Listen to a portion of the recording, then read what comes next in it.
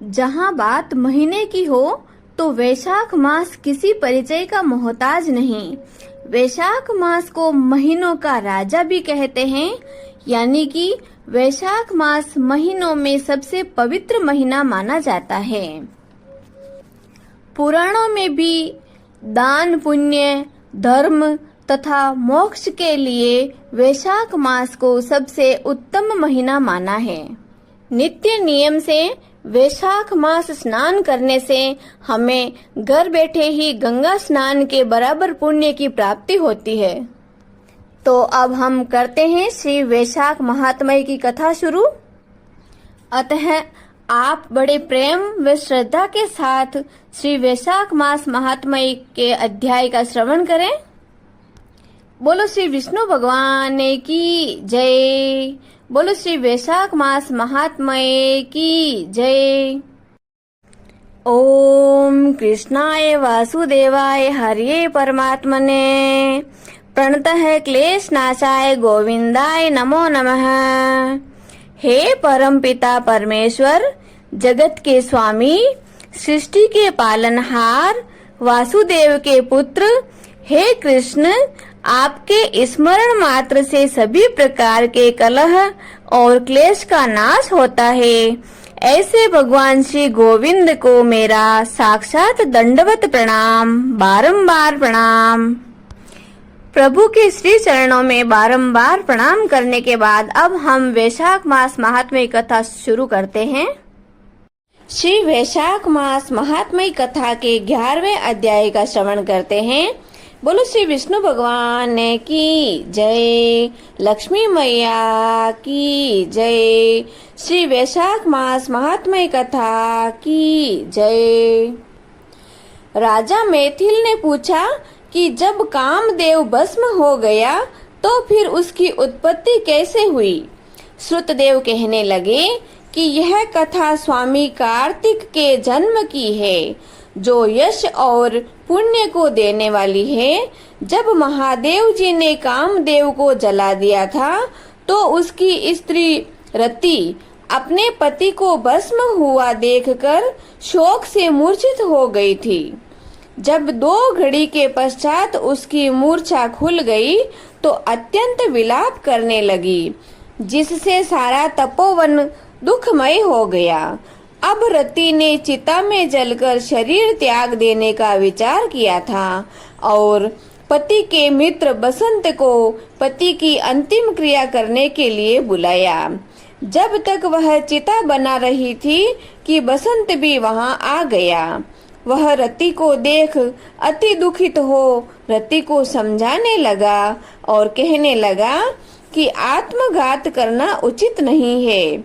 जब बसंत ने उनको शरीर त्यागने का विचार दृढ़ देखा तो नदी के किनारे पर चिता बनाई और रति गंगा में स्नान कर सब इंद्रियों को रोककर तथा मन को आत्मा में लीन करके चिता पर चढ़ने को तैयार हुई। तो उसी समय आकाशवाणी हुई कि हे पति प्रेमा, तुम चिता में प्रवेश मत करो। तुम्हारा पति महादेव जी और कृष्ण भगवान से उत्पन्न होगा। इस प्रकार क्रम से 2 जन्म होंगे। तब दूसरे जन्म में श्री कृष्ण जी से रुक्मणी के गर्भ से प्रद्युम्न रूप में उत्पन्न होगा। तू ब्राह्मण के घर श्राप से शंबर नामक राक्षस के घर निवास करेगी। वहीं तेरा पति प्रद्युम्न तुमको प्राप्त होगा। इतना कहकर आकाशवाणी समाप्त हो गई और जब रति ने आकाशवाणी सुनी तो उसने चिता में प्रवेश नहीं किया। जिनके कार्य की सिद्धि के लिए श्री शिवजी ने कामदेव को भस्म कर दिया था, उन सब देवताओं ने बृहस्पति, इंद्र और अग्नि को आगे करके रति को वरदान दिया था कि अब से तेरा पति अनंग कहलाएगा और अंग वाले की तरह मरा हुआ भी दिखाई देगा। फिर कहने लगे कि पूर्व काल में तेरा पति सुंदर नाम का राजा था। उस जन्म में भी तुम उसकी पत्नी थी, परंतु जसंकर कारिणी होने के कारण तुम्हारी यह दशा हुई। अब वैशाख मास में मंदाकिनी नामक नदी में स्नान करके मधुसूदन भगवान का पूजन कर तथा उनकी दिव्य कथा सुनने से तुम्हारा पति अवश्य तुमको मिल जाएगा। रति को इस प्रकार वरदान देकर सब देवता अपने अपने स्थान को चले गए तथा रति ने भी क्लेश से निवृत्त होकर मेष की संक्रांति में गंगा स्नान कर पवित्रता से अक्षुण्य शयन व्रत धारण किया। इस व्रत के करने से उसी समय कामदेव दिखाई दिया। उसने वैशाख मास में कर्तव्य धर्म नहीं किया था, इसी कारण परमात्मा का पुत्र होने पर भी अंगहीन हुआ। श्रुतदेव कहने लगे कि जब महादेव पार्वती जी के सम्मुख खड़े हुए अंतर्ध्यान हो गए तो पार्वती जी खड़ी रह गई और सोचने लगी कि अब क्या किया जाए। तब उनके पिता हिमाचल उन्हें अपने घर ले गए, परंतु पार्वती जी श्री शिव जी के गुणों पर इतनी मुग्ध हो गई कि उसने अपने मन में ठान ही लिया कि श्री शिव जी ही मेरे पति होंगे, और वह अपने माता पिता के समझाने पर भी कुछ विचार कर श्री शिव जी की मूर्ति को अपने मन में धारण करके गंगा तट पर जाकर घोर तप करने लगी। भोजन आदि छोड़कर तप करते करते बड़ी बड़ी जटाएं उनके सिर पर हो गई। इस प्रकार 1000 वर्ष तक शिव जी की आराधना करती रही। एक दिन सायंकाल के समय श्री महादेव जी पार्वती जी की परीक्षा लेने के लिए ब्रह्मचारी का वेश धारण कर उनकी पर्णकुटी में आकर उनकी अचल भक्ति को देखकर कहने लगे कि हे भद्रे, जो तुम्हारे मन में हो वरदान मांगो। तब पार्वती जी कहने लगी कि मैं यही वरदान मांगती हूँ कि आप मेरे पति हों। तथास्तु कहकर श्री शिव जी ने सप्त ऋषियों को बुलाया और उपस्थित होने पर उन्हें आज्ञा दी कि तुम हिमाचल के पास जाकर विवाह का प्रस्ताव करो। सातों ब्रह्मवादी ऋषि हिमाचल के घर पहुँचे। राजा ने उनका यथोचित पूजन आदि से सत्कार किया। ऋषियों ने कहा कि हे राजा हिमाचल, तेरी कन्या पार्वती पहले जन्म में दक्ष की कन्या सती के रूप में थी, जिसने अपने पिता के यज्ञ कुंड में गिरकर अपने प्राण त्याग दिए थे। इनका पाणी ग्रहण करने के योग्य सिवाय शिव जी के और कोई नहीं है, इसलिए तुम अपनी कन्या का विवाह शिव जी के साथ कर दो। तब हिमाचल ने कहा कि मेरी कन्या तो छाल के वस्त्र पहनकर गंगा के तट पर शिव जी के साथ विवाह करने के लिए घोर तपस्या कर रही है, सो उसकी मनोकामना पूर्ण हुई। आप महादेव जी को जाकर कह दें कि मैं प्रीति पूर्वक अपनी कन्या उनके अर्पण कर चुका, आप उनको अंगीकार कीजिए। उधर सप्त ऋषि श्री महादेव जी के पास पहुँचे और निश्चित तिथि पर लक्ष्मी आदि सब देवियों और विष्णु आदि सब देवताओं के समक्ष विवाह हुआ। जब शिवजी पार्वती जी के संग नित्य रमण करते रहे, परंतु गर्भ की स्थिति न हुई तो देवताओं को अति चिंता हुई तथा इसका कारण सोचने लगे। फिर विचार कर अग्निदेव को बुलाया और उनको समझाया कि जिस समय महादेव जी रमण कर चुके हो, तुम उनके सामने चले जाना। पार्वती जी तुमको देखकर लज्जा के मारे वहां से हट जाएगी और तुम शिव जी को अपनी बातों में लगा देना तथा शिष्य समान बहुत प्रश्न करना, और समय लग जाने पर पार्वती जी का गर्भ स्थित हो जाएगा। देवताओं के कहने पर अग्निदेव ने ऐसा ही किया था, और रमण के समय वहां पर पहुंच जाने पर पार्वती जी वस्त्रहीन होने के कारण लज्जा के मारे रमण छोड़ एक तरफ हो गई।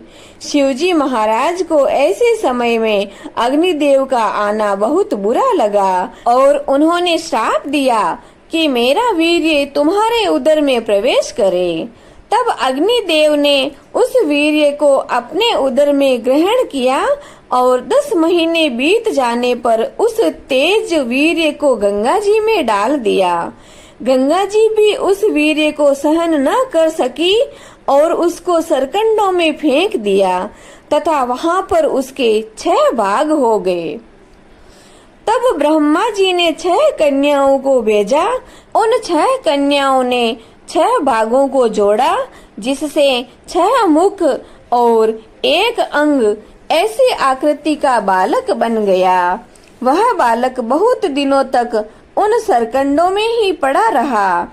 एक दिन श्री महादेव जी और पार्वती जी बैल पर चढ़कर जा रहे थे कि सहसा पार्वती जी के स्तनों से दुग्ध की धारा बहने लगी। तब पार्वती जी ने श्री महादेव जी से कहा कि हे प्रभु, सहसा मेरे स्तनों से दुग्ध की धारा क्यों बहने लगी? तब श्री शिव जी बोले कि हे देवी, मैं इसका कारण बताता हूँ। देखो, यह पास में ही तुम्हारा पुत्र पड़ा हुआ है। और फिर श्री महादेव जी ने पिछली सारी कथा पार्वती जी को सुनाई और कहा कि उसी को देखकर तुम्हारे स्तनों में दूध आ गया है, क्योंकि वह तुम्हारा ही पुत्र है। महादेव जी की यह बात सुनकर पार्वती जी ने झट से उस बालक को उठा लिया तथा अपनी गोदी में बिठाकर उसको अपने स्तनों का दूध पिलाया। इस प्रकार पार्वती जी पुत्र स्नेह में मुग्ध होकर उसको कैलाश में ले गई और उसका बड़े प्रेम पूर्वक पालन पोषण करने लगी। श्रुतदेव कहने लगे कि हे राजन, यह कुमार के जन्म की कथा मैंने तुमसे कही। इति श्री वैशाख महात्म्य कथा 11वां अध्याय संपूर्णम। बोलो श्री विष्णु भगवान की जय, लक्ष्मी मैया की जय, श्री वैशाख मास महात्म्य कथा की जय। श्री वैशाख मास महात्म्य कथा के 12 अध्याय का श्रवण करें। मैथिली कहने लगे कि हे ब्राह्मण, आपने कामदेव की स्त्री का वर्णन किया और उसकी अक्षोण्य व्रत धारण करने की कथा भी मैंने सुनी। अब कृपा करके यह बतलाइए कि इस व्रत की विधि क्या है। यह वार्ता सुनकर श्रुतदेव कहने लगे कि इसका विधान पहले श्री हरि ने लक्ष्मण जी से कहा था, वह सब मैं तुमको सुनाता हूँ। इस व्रत के करने से श्री लक्ष्मीपति भगवान प्रसन्न हो जाते हैं। श्रावण शुक्ला द्वितीया को इस व्रत को धारण करना चाहिए। चतुर्मास में हविष्यान्न भोजन करना चाहिए तथा श्री लक्ष्मी नारायण का पूजन करते रहें। चतुर्मास व्यतीत होने पर विधिवत इसका पालन करना चाहिए। किसी ब्राह्मण को जूते देवे, सोने या चांदी की मनोहर मूर्ति बनवावे, पीतांबर से उनको शोभायमान करें, सफेद पुष्प और सुगंधित द्रव्यों से उसका पूजन करें। फिर ब्राह्मणों को शय्या दान, वस्त्र दान आदि करके भोजन करावे। ब्राह्मण और ब्राह्मणी दोनों को साथ में जोड़े से भोजन कराकर दक्षिणा देवे। इस प्रकार 4 मास तक पूजन करें। मार्गशीर्ष आदि मासों में भी विधिवत उसी तरह का भगवान का पूजन करें। ऐसे ही चैत्र मास से 4 महीने तक श्री हरि भगवान का पूजन करें। जिनको शौनक आदि ऋषिगण पूजते हैं, उन भगवान की स्तुति करें और इस व्रत को आषाढ़ शुक्ल द्वितीया को समाप्त कर देवें। ओम नमो नारायण इस मंत्र से हवन करें। चैत्र आदि मास में पुरुष सूक्त हवन करें। मार्गशीर्ष मास में विष्णु गायत्री यानी कि नारायण वदमहे इस मंत्र से हवन करें। श्रुतदेव कहते हैं कि हे राजन, यह व्रत मैंने तुमसे विस्तार पूर्वक कहा।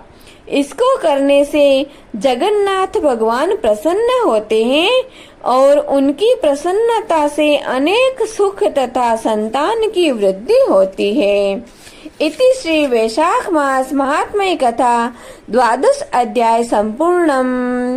बोलो श्री विष्णु भगवान की जय, लक्ष्मी मैया की जय, श्री वैशाख मास महात्म्य कथा की जय। अब हम जगत के पालनहार प्रभु की आरती करते हैं। हरि ओम। शांताकारं भुजगशयनं पद्मनाभं सुरेशं विश्वाधारं गगनसदृशं मेघवर्णं शुभांगं लक्ष्मीकान्तं कमलनयनं योगिभिर्ध्यानगम्यं वन्दे विष्णु भवभयहरं सर्वलोकैकनाथम्। ओम जय जगदीश हरे स्वामी, जय जगदीश हरे।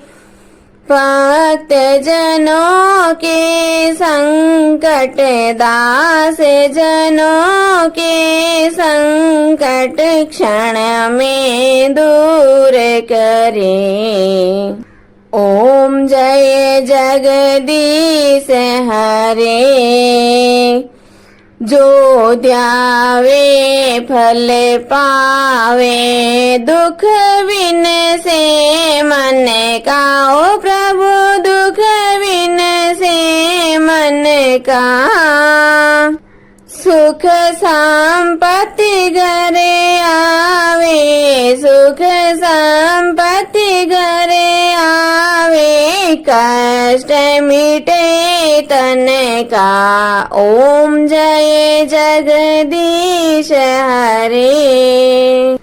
मात पिता तुम मेरे, शरण गहूँ किसे की। ओ स्वामी शरण गहूँ किसे की। तुम बिन और न दूजा, आप बिन और न दूजा। मैं आस करूं जिसे की। ओम जय जगदीश हरे। तुम पूर्ण परमात्मा, तुम अंतर्यामी। ओ प्रभु तुम अंतर्यामी। पार ब्रह्म परमेश्वर, पार ब्रह्म परमेश्वर, तुम सबके स्वामी। ओम जय जगदीश हरे। तुम करुणा के सागर, तुम पालन करता। ओ स्वामी आप पालन करता। मैं मूर्ख खल कामी, मैं सेवक आप स्वामी। कृपा करो भरता। ओम जय जगदीश हरे। तुम हो एक अगोचर, सबके प्राणपति। ओ प्रभु सबके प्राणपति। किस विध मिलो दयामय, किस विध मिलो कृपामय। आपको मैं कुमति। ओम जय जगदीश हरे।